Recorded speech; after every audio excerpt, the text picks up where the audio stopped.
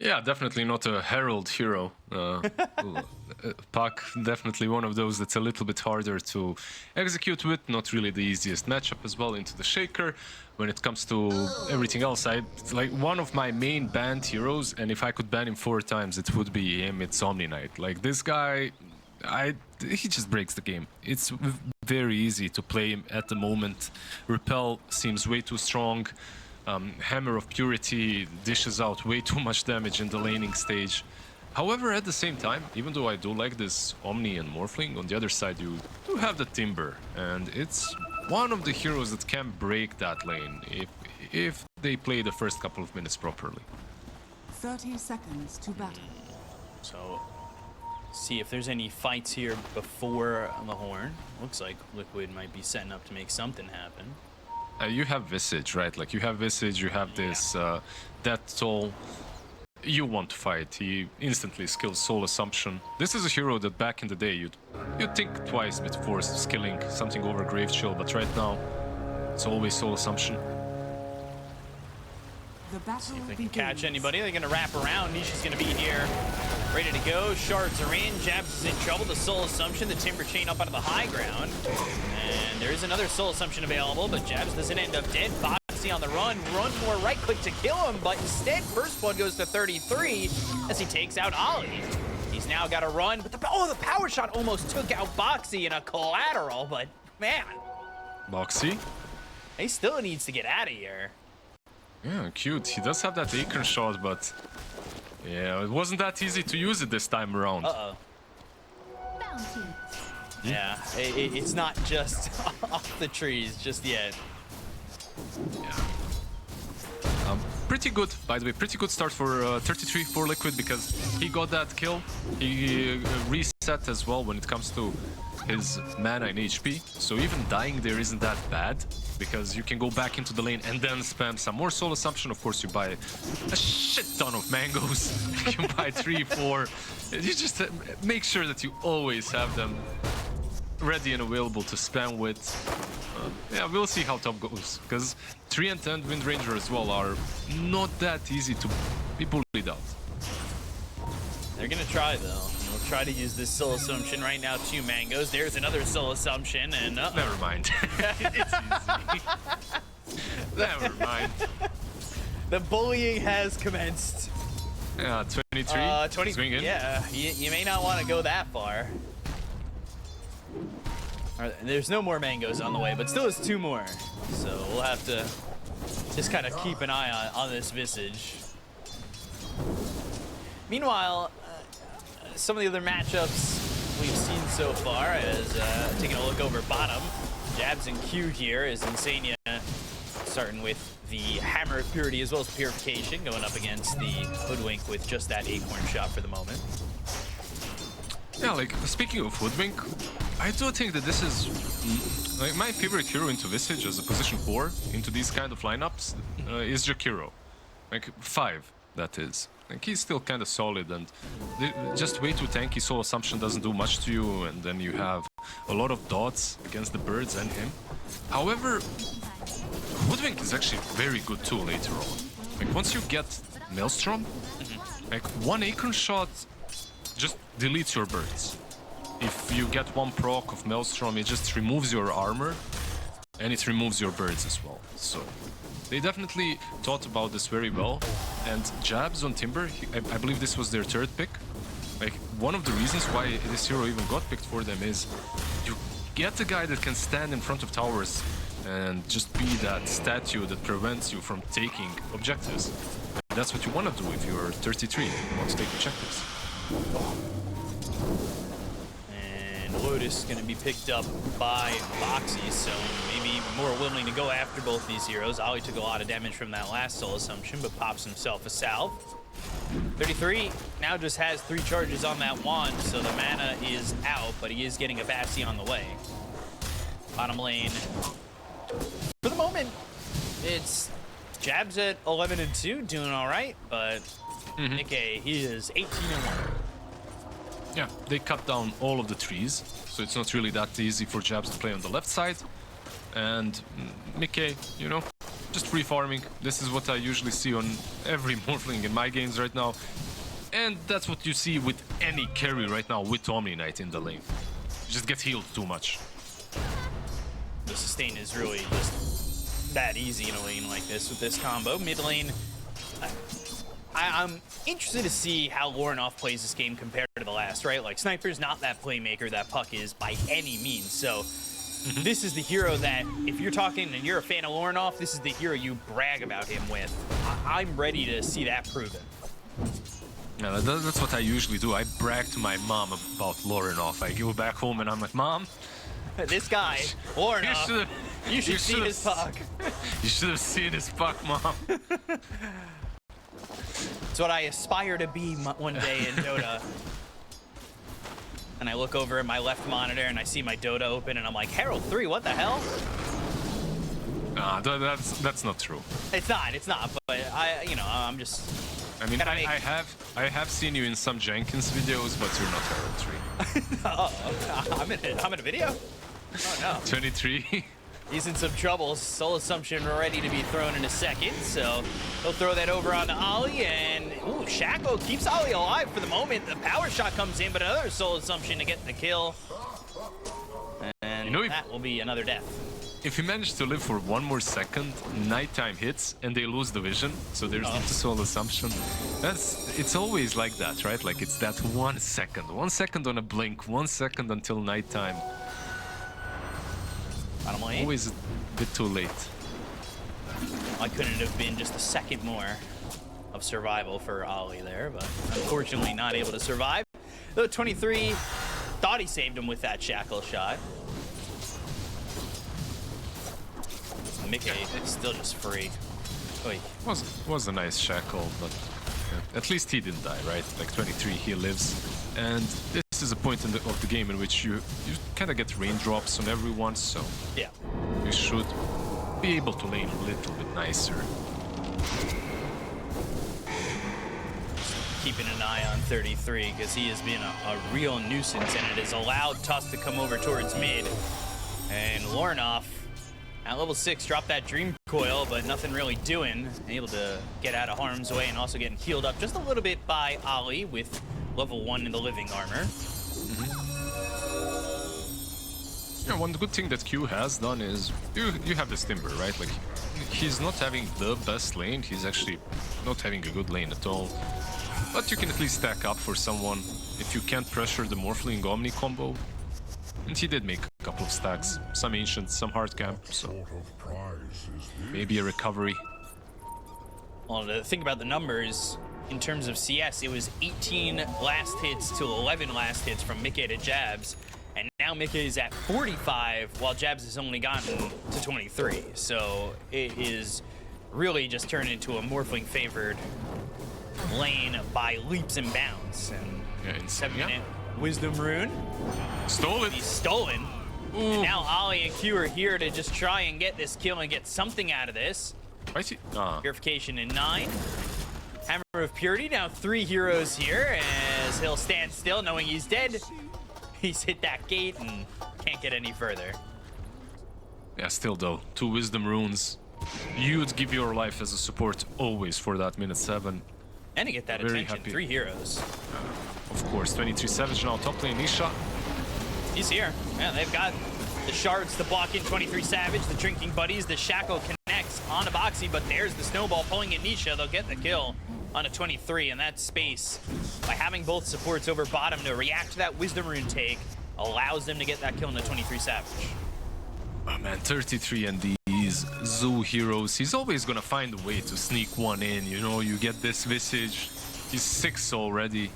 He will have that ulti now, and the lane becomes almost impossible for anyone to stand in. It's rough out of the laning stage. A little bit different than what we saw from Aurora in game number 1, right? Like, Lornoff had a really good mid. This time around, you know, it's even. As they'll go to the Dream Coil, they'll try to get this kill on Lornoff. No damage. And Isha just drops an Echo Slam and says, come for me, I'll come for you. And they get the double kill. They'll go for another. Ollie's in trouble. The Nature's Grass is down, but that doesn't matter. Okay. Yeah, Well- okay, both. Yeah. Just the simple pressing of R, or if your legacy key is something different. But Echo Slam's easy drop, easy double kill, easy 3 kills in total. Dude, that was probably unexpected for Aurora, let's put it that way, but It's yeah, pure cinema. Yeah, they tried a little bit too early. Like, they didn't have what it took to take down the Shaker. Between the Puck and the Hoodwink, it's just not enough damage. Hoodwink, that's also a problem when you lose these Wisdom runes. I'm not sure if the supports would be 6 anyway, even with the Wisdom runes, but... You're like, all right, Nisha, we got you. Dream Coil down.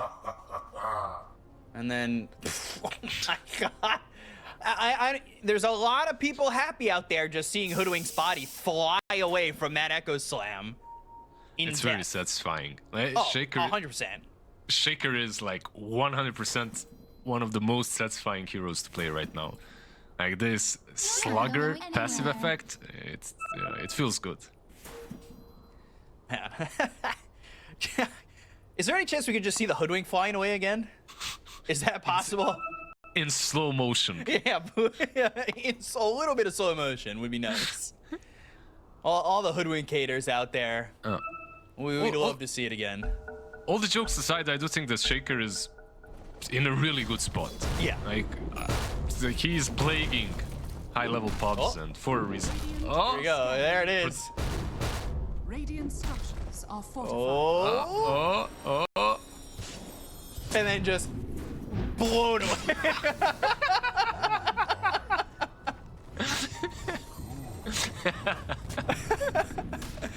Oh. She got wings, man. It's one of those flying squirrels, you know? Yeah. Oh, God. I love that. Dire are scanning. Thank you, production. You guys are great. Yeah, like you attempt to salvage your game by going on this Shaker, and now what I expected from them is maybe to go on Visage, because they do have a lot of dots, and if Visage is, you know, maybe out of position trying to push top a little bit too hard, you can punish that, but soon it's gonna be too late. Like, he's almost completed the Solar Crest. Oh, boy. McKay still here, bottom. Just free to do it whatever they want. Maybe even looking to get a kill here. You've got Insania and Boxy level 6. If anybody shows up from Aurora and comes out a little bit too far, snowball in, a little drinking buddies action, and a walrus punch with the backup and health of a Insania with purification. You're pretty much dead. Yeah, gotta be careful when it comes to that lane. When it comes to another lane, the guy that just got the double kill, that sent Hoodwink flying, he's got Blink, 20 gold away. Like, your Shaker, minute 10, has Power Threads Blink. The map is completely open now, and you can basically set the Visage on this path of taking one tower after another, with just Nisha being nearby. Aurora only has 2 kills right now. Their reactions to or movements really being gonna made echo? just- Middle tower is under attack. Yeah, Yeah, he's he gonna is. echo. All right. Stacks taken. Stacks successfully echoed. Never mind. I have a Blink, guys, but you have to wait now 2 minutes. Yeah. Is that the most efficient way to take stacks? It's the fastest one I've ever seen, for sure. All the camps just disappeared. I'm gonna look towards the top tier 1. And Lornoff actually gonna see Nisha. Bottom tower is under But 23 staying here. They're not afraid at the moment. I see you, Nisha. I see. Well, good shards. Still leashed up, but there's the sharpshooter, the waning rift, and Lornoff's got a kill. Finally getting something out of that, but they do end up losing that top tier 1. It is a 4,000 net worth lead for the side of Team Liquid as Nisha now picks up a shield rune. Radiant's Not going to be an middle easy tower kill is by under any attack. means if they do go for him. At least they got the levels on Hoodwink, right? Like, you got that 6, but once you see this shield rune, you know he's an impossible kill, so... Yeah. And this defense of the tier 1 tower mid lane might be impossible as well. Like, your teammates are just not ready. So They go from top to mid. They take both tier 1 towers. Nisha on his way to an Ags, and the entire time that they're moving around, Aurora is reacting, and this has just left a Morphling free down bottom. Has a Yasha, has a Vlad's, going into a Manta, just not touched at all. And now, Fissure just off the mark. But still gonna get all this farm up towards the top lane. Yeah, it's your casual Morphling build where you want, like, you don't see Vlad's, I think, as much as before on him. But this Manta, of course, staple. And with the Vlad's, it's not only you, of course, Visage benefits a lot, the birds benefit from it. And as a team, you can start taking objectives or threatening tier 2s very soon. Like, the lanes for Aurora just had to go better. That's the issue. Like, right now, like, it's 7-3, only 10 kills in the game. But you can sense that Liquid are completely in control. Yeah. And then going after this tier 2 tower almost feels like it's Liquid asking for Aurora to react. They're letting them take these towers, and yeah, Aurora's trying to farm back into the game. But this is kind of the question we had in the last game, right? Like, what item really brings them back in? They're not down by much at the moment, but we haven't really felt the possibilities just yet. Yeah, I wouldn't say there's a certain singular item at the moment. They just all need farm. Yeah. You know, they all need to get some levels. Like, your problem is Oli didn't even have level 6, you know, up to this point. They've got the scan. Oh boy. 23, spotted, totem, and a Fissure with a soul assumption. The drinking buddies to the familiar. And that will allow them to get to Walrus Punch out and get that kill. They also get his courier. They are smoked. They want to fight this, maybe. Not having 23, and Echo wasn't even used in that situation. A little bit rough there. Repel going to be placed on a Nisha. Nisha might be looking for his opportunity to jump back in and go to the Echo Slam. It lands on a 2. There's the Fissure. The Walrus Punch on a Aurora. They get the kill on the puck. They'll look over at this Hoodwink. Sharpshooter to get away from the side of Team Liquid. They get the kill on a Boxy. They'll end up trading 1-for-1, at least in this engagement. But here comes Mike. Here's the waveform over the Timber changes. He morphs into the Timber Saw. They get the kill on Nisha. They'll take out a second, but they've got the adaptive strike. They've got the Morphling into a Timber that will take out the Timber with the help of 33. And they end up getting a couple, but it looked okay for Aurora. Yeah, it looked all right, considering they didn't even have 23. Yeah, exactly. Yeah. No Windrunner, they still took a decent fight. But that fight was almost perfect for Timbersaw. Like, he goes in, he manages to bring that all the heroes around him, together with all the trees that were around him, dishing out. And how much damage did he even deal? He dealt 2.5k damage that fight. So yeah. Quite a lot. Couple of whirling deaths, especially in that situation, and you're gonna really do a lot there, so. Be able to take out this vision if they can get to it up in this jungle, as they've been playing aggressive for quite some time, but 23 comes over. Protecting the information that they've got, at least for now.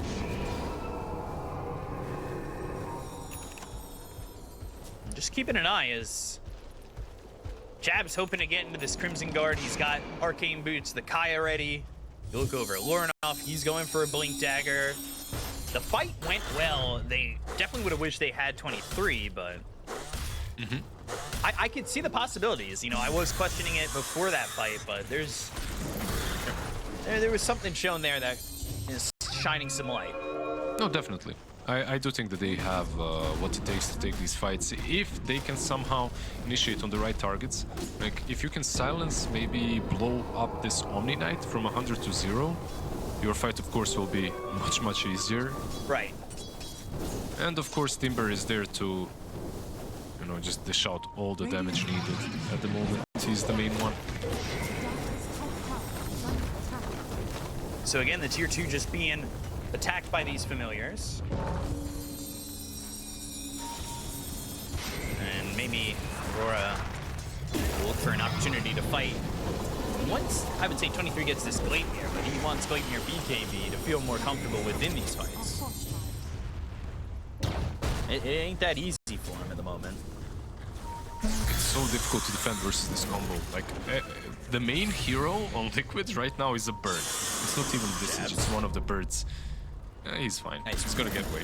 Like, who you have to look out for is this little 33 bird familiar that's flying around him. Like this dead pigeon, whatever you want to call it, a gargoyle. Because it gets solar crested, and it also gets drinking buddies. And then it hits real damn hard. That's the main objective taker for them at the moment. Now, earlier in the game, you were saying you'd like to see Hoodwink maybe get a Maelstrom, clears out that familiars, but for right now, for the Hoodwink, it's Arcane Boots Aetherlands. So, how do you feel about that? Yeah, he's going a bit more into, you know, the caster kind of a Hoodwink. Like you see some players, they tend to go for Gleipnir every game. Some other players, they go for the Aetherlands route. I'm not sure I like it as much in this game versus Visage, but we'll see. Ollie. Scene 33 has that overgrowth available. That actually lands on a Boxy. Now they've got themselves the Hoodwink help, and they'll get the kill into 33. Insania's here. They'll go to the snowball. Nisha coming over. He's looking for that blink into the Echo Slam. He's going to throw it down. Looking over at Warnoff. Power shot. Not enough damage just yet to get the kill on Warnoff. Insania trying to help keep alive Nisha, but he jumped in between four heroes, hoping to land a good Echo Slam to get these kills. A fissure down onto two. They'll lose this Earthshaker there as well. And Dream Coil going to be dropped by Lornoff to go after. Insania's going to be pulled over towards Boxy with the drinking buddies, towards Mickey as well. They'll run, and maybe they'll look to react. Shards thrown over, 23 Savage in the face of Mickey. Jabs looking to be the tank in front. But they aren't committing this yet. That's the Crimson Guard difference right there. Just completely changes the way the game's fight. The fight is fought. And it starts with that bushwhack, grabs two. They get the kill in the 33. Echo Slam not as good as they would have hoped it would have been. Drinking buddies on a Mickey, 33 back into this one. They'll go to the Walrus Punch. They've got themselves the silence on to Puck, and Warnoff's dead. Oh, there's the Ags now coming through from Nisha. The Fisher's going to be on to two of these heroes. 23 and Jabs are going to be in a little bit of trouble. They go to the Whirling Death as well as the Timber Chain away. But here's the Sharpshooter right into the face of Boxy. Drinking buddies on to Mickey just once more. As it's a Timber Chaining. Gleipnir for 23 Savage. But do they have the damage to finish off these heroes? They're low but not dead. Jabs is gone to the Walrus Punch as well as the damage coming up from 33. The Adaptive Strike thrown on to 23 Savage. He's running, but Nisha's got that Fissure. He'll jump in with the Totem thanks to that Ags. And Mickey's got the kill on the Windrunner again. Yeah, So this it's is a long, drawn-out fight. It's a long, drawn-out fight in which they're not assessing this Omni Knight problem. Like, he's just healing one hero after another. The gold change, of course, for Visage is amazing because he's just sitting there hitting soul assumptions one after another, getting a ton of gold from all the kills. And 33 almost died a couple of times. Timbersaw played that well, like Jabs was on top of him. However, it's like without Insania dying, probably no one else will as well. So you have to deal with him first. It felt like Aurora, they wanted that tier 1. They really wanted to get something out of those kills. And it caused them to just stay a little bit too long, right? And Warnoff dies, yeah, you want to retreat on that, but the reaction's too instant from Liquid off that kill. Nisha jumps in. Yeah, Nisha, he had the Aghanims before as well. Before that fight, in that fight, he managed to actually use it. It was a really good initiation from him, from like cutting off the backlines. But for Aurora, the position wasn't that bad. Like, you were holding the high ground, you see everything. Your Timbersaw is jumping in, your Hoodwink can keep distance. It wasn't terrible, but it just wasn't enough for the Omni Knight heals. Gotta deal with him. Tormentor. The next objective taken here by Team Liquid. That'll be a shard for Boxy.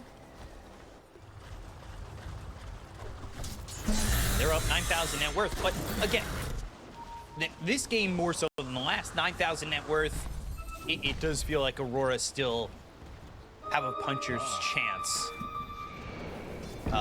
And the fights have been close, but when they're on Liquid's terms, it feels so much more one-sided. Yeah, they definitely have this chance. All comes down to how they execute these team fights. Like like you mentioned, the Shaker and the Zaghanim's, well, the BKBs are slowly but surely going to be there. No, not surely. Most likely they will be there for Aurora. 23 Savages halfway to his. Where it's going to become a little bit easier for him to just pop his ulti and go in front. Right. And without having this BKB for 23, they kind of have to concede this Roche. Fighting into it, it just seems like it'll put you too far behind if you lose that fight. And it'll delay the BKB even longer. Radiant's middle tower is under attack. Yeah, most likely one of those that you don't want to take. It's like this stock standard game where you're playing into Omni or Visage. If they have a good start, which they usually do, you are probably letting them take that first rush. Just can't contest it. One objective after another just builds up that net worth lead.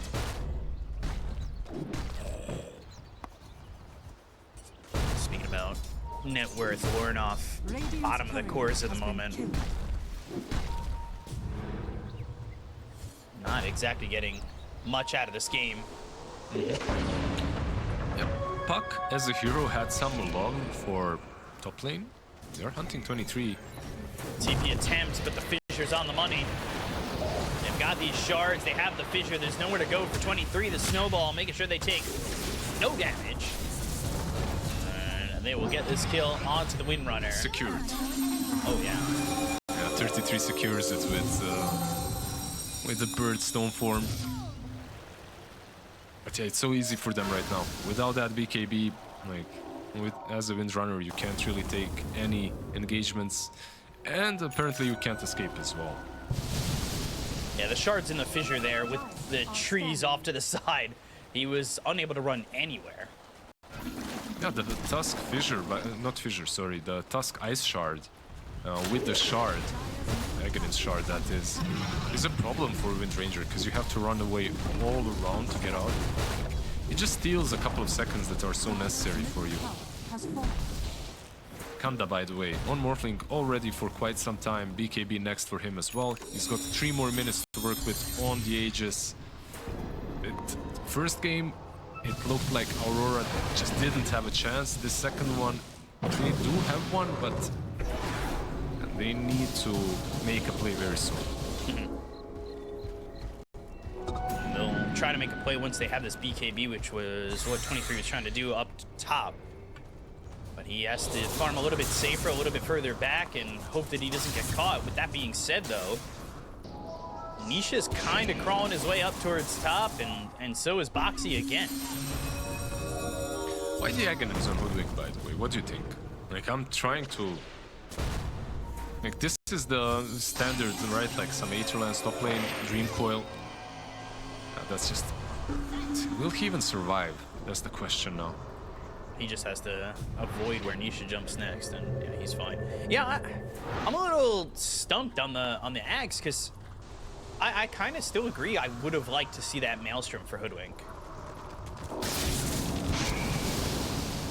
They're lacking damage, and we've seen Hoodwinks in the past throw it out when they finally get that Maelstrom. Is 23. He goes from top to bottom, running from heroes, but still on the run.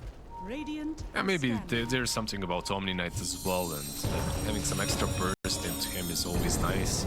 Like, if you can think about it that way, like Puck jumps in and you just blow everything that you can into the Omni, and then you fight the fight afterwards. Dire's bottom tower is And then under it attack. might make sense. They do have a BKB now. It's completed on 23, flying out. Let's see if it's gonna be some instant smoke or not. Fortunately, the same timing has been hit for Mickey, but it's not at the same net worths. That's for sure. Dire's bottom tower is under attack. They both get their BKBs, and they're gonna go. Nisha, though, hit by this Gleipnir Drinking Buddy sharpshooter, thrown off into the distance, and now they won't have that for another 40 seconds. Yeah, bot lane though. Morphling and Visage. Shackle thrown out. Waveform all the way in. Mickey's gonna go through. They're gonna look over at Jabs, who's soaking a lot of this damage. They've got that ult coming out from this Omni Knight. They get the kill in a box. They're taking this Tusk. But with BKB pop by 23 Savage, he's on the run. Not really using that to engage, not using it offensively, and this bushwhack as well as the acorn shot hits the familiars. All they get right now is this tusk build. Yeah, let's see. Aegis, 30 seconds until it's reclaimed. It looks like Liquid will fall back. Aurora demonstrated how difficult it is to take that fight against them if you don't have the right initiation, and they definitely didn't this time around. They went on jabs. Like, that's probably one hero you're very unlikely to kill. Like, he's got Crimson, he's got Eternal Shroud. He's a Timber Saw after all, and killing him is unlikely. Dire's middle tower is under attack.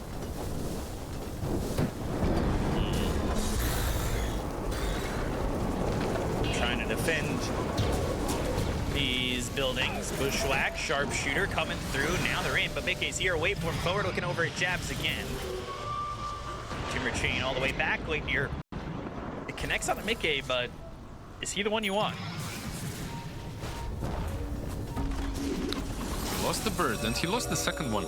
Keep in mind, he doesn't have ulti anymore. He already resummoned them once. This will probably be an opportunity for Aurora. Okay, you lost the range racks, but maybe this is a smoke. Maybe this is a good time to smoke. With the vision that they had and the info that was there for them on Nisha, I thought they were going to go that direction, but they kind of just walk out for free.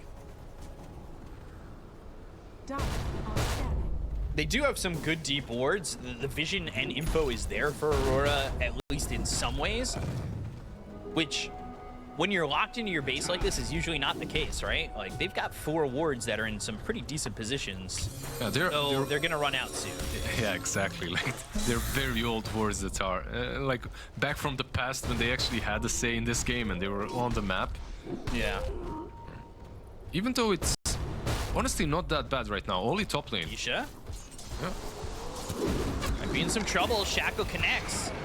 Gotta try and get this kill. Sharpshooter is there. They've got the root. The fissure lands, and now he's gonna be able to get the overgrowth out. They were waiting for that BKB. The Echo Slam's gonna be committed the damage on Ollie, and now they've got the help from Insania, who comes through. Silence up thanks to the waning rift, but do they have the damage to get the kill on Anisha as well as Insania on this Omni Knight? They're still chasing Nisha. The only one really chasing is Ollie. They get the kill on Insania. They'll at least get themselves the Omni Knight. They'll look over at Boxy, who's gonna drinking buddies over to the familiar, but not gonna get himself far enough away from the side of Aurora.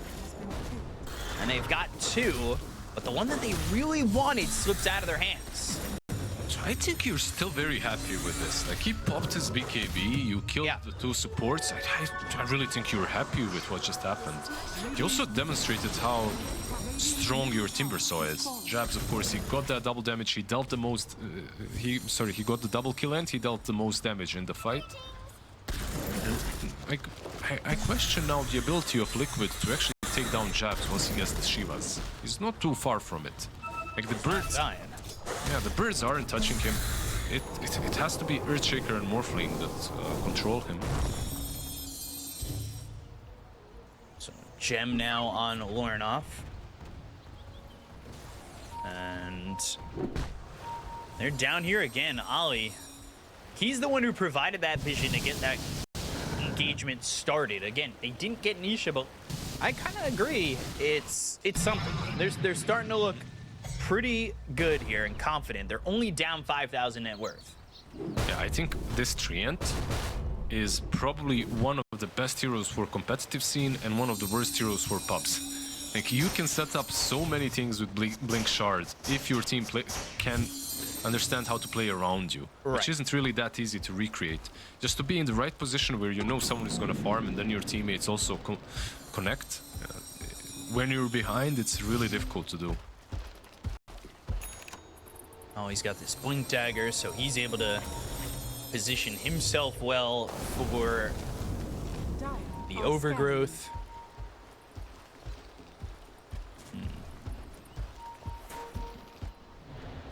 What we got on Shaker? Octarine as well?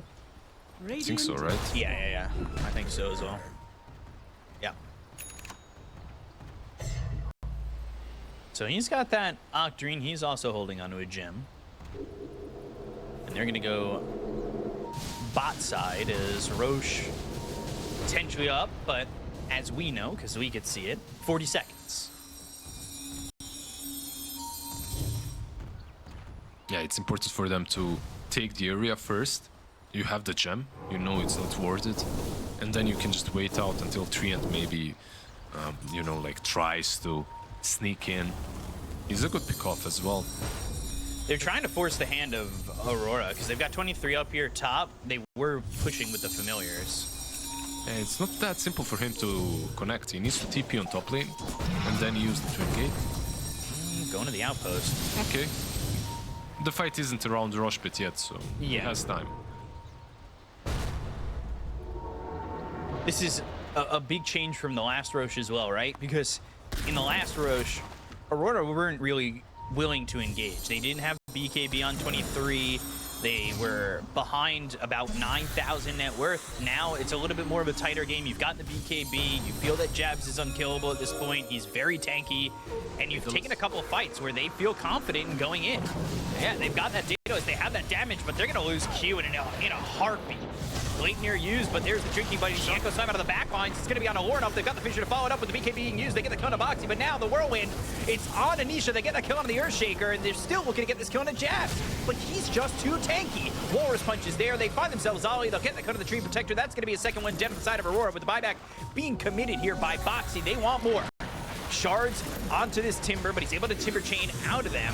And now they've got the Shackle Shot, no jumping, but the Hex. Oh, they'll get the kill on Aurora. If they blow him up, they're going to buy back up on the Hoodwink as well as the Tree Protector. They're going to try and get the damage out here. The Guardian Angel's going to be onto the Morphling. They get the kill on Insanio. They got the Omni Knight. Down goes 33. And now it's just Mickey against the world. Looking over at 23 Savage. They get the kill on the Windrunner. It's going to be an Ultra kill here for this Morphling. It's Jabs, Ollie, as well as Q. All here to get this kill on a Mickey. They'll full team wipe Team Liquid, and Aurora coming roaring back into this game. 3 buybacks, including 1 dieback on Liquid. That's the task. Afterwards, what do they do? Like, do they go Rosh? Do they take the tier 2? They don't have Windrunner, they don't have Puck, so not a ton of damage. Can happen, but man, that fight started actually very poorly for Liquid.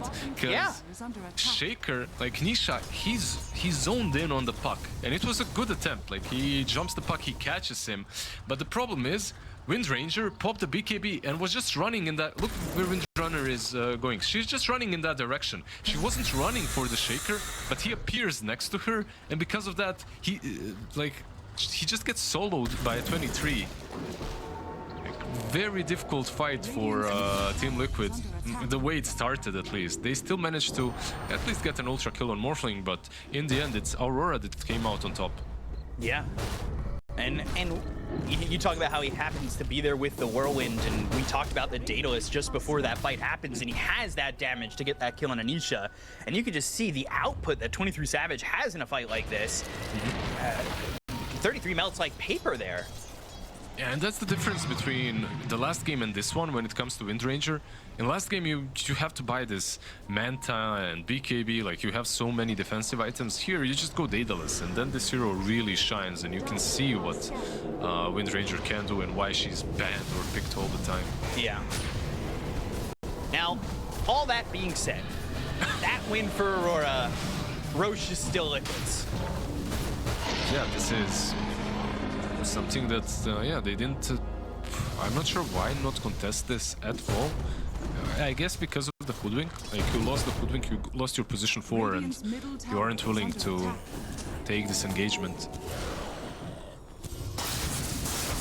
Was she one of the hero? She did buyback as well, right? Yeah. So it was a really long death timer for Q. Yeah, Hoodwink bought back, and so did the Treant. So Ollie and Q both buying back in that. By the way, the Hoodwink queuing up a Nullifier. They just recognized that, okay, we can't kill this Omni Knight, we need ways of dealing with his spells. Nullifier is one of those, but I have a feeling usually as Hoodwink, you don't get to use it very well. Not like some other heroes that get on top of you very easily, right? Like some melee cores or even these heroes with high mobility. Now the thing is, they're going for the high ground. They've got this Aegis. Ooh, good spot for Boxy. He's trying to make a move. Drinking buddies all the way through the trees and give up that positioning. Late near, Shackle coming in, but only hits the familiars. Are smoked up. They've got this Hex now onto Jabs. They had a Hex on 33. Fissure comes in. Jab's going to be stuck for the moment. Shackle flying out. And let's see. Can they make a move? The Aegis is still there. They've lost the tier 3. They've lost the range racks. It's not the worst thing in the world, but they're unable to react. Yeah, they managed to kill the banner, and like, it was... You could see what Jabs was thinking. I'm gonna use this Hex and just blow this Morphling up. Just go straight through him with a Timber Chain, with Whirling Death, but the Fissure instantly blocks that from happening. And this is Liquid. Like, this is a team that really struggled with taking high ground long time ago. But they're doing it so damn well right now. And they have been for a year or two now. The positioning is just flawless. You saw Boxy in the trees on the north side. You have Shaker not committing, not doing anything, but just chilling and waiting for the Fissure to break any aggression. And, you know, the Tusk not too afraid of being on top of the steps and in those trees, knowing that they've got Drinking Buddies, knowing that they've got Snowball and Blink Dagger. Like, there are a lot of options for this Tusk. Mm-hmm. And Drinking Buddies is a pretty neat spell. Hex onto the Morphling. They're going to go for the Shackle. They've got themselves the Bushwhack. They'll get the kill with the Sharpshooter. They'll take out Mickey. But now can they get the second? Nisha waiting for his moment to blink in an Echo Slam. These heroes aren't exactly converging together, though, on the side of Aurora. And now Lornoff throwing another Illusory Orb out there, but these Familiars will drop down, heal up, and escape with the rest of Team Liquid. Yeah, just as I praised them how good they are at taking high ground, they instantly get the Morphling blown up the way they wanted to blow him up the first time. Unfortunately, no saves in time from Liquid. But yeah, Aurora holding strong. They are still in this game. Like 2k difference is not really any sort of a lead at this point. Aghanim's completely done on Wind Ranger. We have this also on Puck, by the way. The good old Aeon Disc recipe. Nice. He's keeping it in case he gets hexed. Can save himself. Everybody gets one, so he'll have that one pass with the Aeon Disc. Radiant's bottom tower is under Farming up in a pretty aggressive spot, and Lornoff just trying to survive and feel a touch more relevant than he has in the past in this game. He doesn't have a gem though. Even though he does have the Aeon Disc, he doesn't have a gem, and he's playing versus a Visage with an Aghanims. Yeah, that's pretty rough. They lost it in that last fight, right? And I think it's sitting in the, sitting in the well. Shaker, Tusk, they know. Yeah, this is a problem. He does have that Aeon Disc, though. Whether or not he puts it together or needs to is the question, and he's keeping it locked, so Lornoff just gonna Illusory Orb and get away. Yeah, getting closer and closer to 25, too, with that Dream Coil Pierce's debuff immunity. Yeah, he doesn't need to use the Aeon Disc unless they commit completely on him, so they didn't catch him. It was fine, he got away. Also, he used so many orbs, like this Octarine core is very annoying. He's just constantly using orbs to scout. Like, you can see him farming with it, but also sending it in directions where he's at least thinks there's a chance that they come from. Interesting. Look at Lornoff and the deep dive into his mind, but now Echo committed, still just keeping the Aeon Disc, not combined just yet. But there's the Hex, there's the Aeon Disc. It's gonna be combined, but they still kill him. Yeah, like they had enough. It was literally all heroes hunting that poor Puck. Like, he was farming in very, very aggressive positions for way too long. Yeah. Got punished for it. Dire are But that's scanning. something that you have to do as Puck. At this point in the game, at this stage, and that's the way you buy time for your teammates. We'll say, unfortunately, that kill comes close to the base, and it might force the buyback of the Puck, but Aeon Disc is used there, and that you purchase that item specifically for a moment like that, and it doesn't work out. It's always difficult when the lanes are pushing in and you die like that. Like, do you buy back now? Because these are megas. You're gonna have to. Yeah, are you willing to go up against megas, or are you willing to wait? 40 seconds, though, and they're going to TP back. 23, who will power shot. They're gonna have to try and clean up. They don't have Echo Slam. They are gonna buy back here. They'll go to the Drinking Buddies. They've got themselves Nisha with the BKB popping that fissure onto both Q as well as Ollie. They jump in. They've got the Hex. Look at do it again. A ward off. His buyback symbol's not even gone yet. Totem forward. They go to the Guardian Angel. They've got the break onto the Morphling, but it's not going to matter. Jabs onto the low ground. Now they're going to focus their attention onto this Timber. They go to the Echo Slam. They're going to have the Refresher. They've got the Walrus Punch on a Jab. They'll get the kill. He's got buyback. Dead for 90 seconds. He's going to be forced to use it. That's what he'll do. Ollie's got his as well. Man, this is a huge issue for the side of Aurora, who had brought the game all the way back from 9,000 down to 2,000, and it's back on up as they're looking to get Mega Creeps. They do not have Ward off.